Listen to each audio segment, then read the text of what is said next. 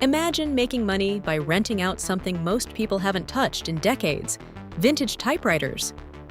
In New York City, a small business called Antique Inc. did just that. And it's as quirky as it sounds. Their big idea? Supply classic typewriters to creative writing events, poetry nights, and even weddings. Instead of digital screens, guests clack away on beautiful machines from the 1950s, sparking nostalgia and creativity.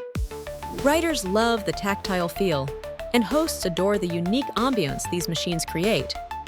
The owners scoured estate sales and thrift shops, restored each typewriter to perfect working order, then charged clients a premium for the experience, sometimes $100 per typewriter per event. The demand grew so much that schools, libraries, and even corporate retreats jumped on board, eager for a screen-free way to inspire creativity and connection. The twist? People started renting typewriters just for the satisfying sound during Zoom calls.